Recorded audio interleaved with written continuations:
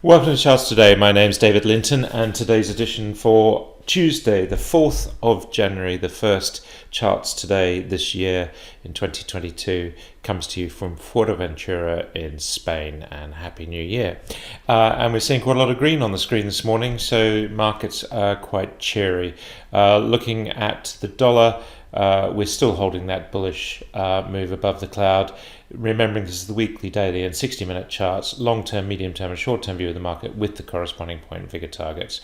That means, of course, that the euro is bearish. We fell away yesterday back into bearish territory, so we're bearish on all three time frames for the euro.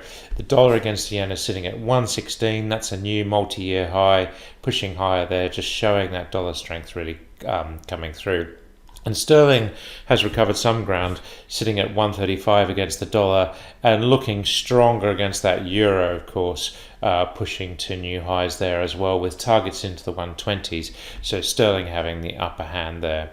Bitcoin sitting at $46,500, sitting steady here on cloud support.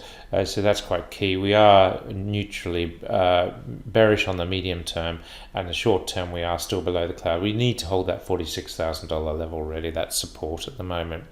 The S&P 500 index was up yesterday, up 0.6%. It wasn't a holiday in the US, so we're seeing that pushing higher, of course. And the Nasdaq, buoyed very much by tech rises, Apple hitting 3 trillion, very much in the headlines, their market cap. Looking at the futures this morning, the S&P futures up 0.17%. The VIX volatility sitting steady at 17, so markets are less fearful at the moment. FTSE future up 1.4%, just playing catch up because the UK was closed yesterday for the holiday, and the DAX in Germany is up slightly this morning. CAC 40 actually faring better, up 0.75%, pushing to new highs there, so that's looking pretty bullish.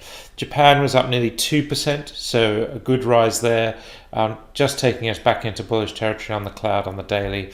And the Hong Kong market actually recovered a little bit of ground after the Evergrande share suspension, and Evergrande actually opened higher as they were unsuspended today. So Hong Kong still looks very bearish though in terms of markets.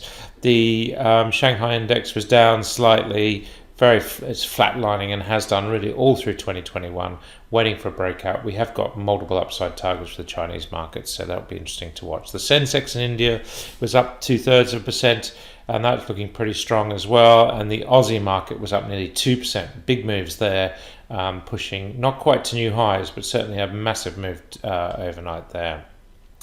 We'll look at the energy mix in a minute, just looking at some of the soft commodities. Sugar up 0.1%, wheat up 0.2%. Still have these big long-term upside targets for wheat, and corn actually also recovering and finding cloud support there as well.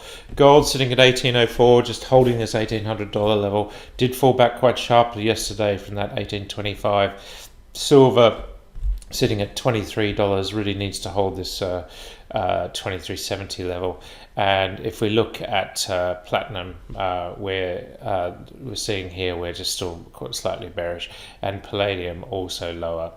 Looking at US 10-year yields, we're sitting at 1.63%, a bit of a jump there in yesterday, so that's looking like we're starting the year with these inflationary fears coming home to roost. So targets here to new highs, so that's going to be really interesting to see.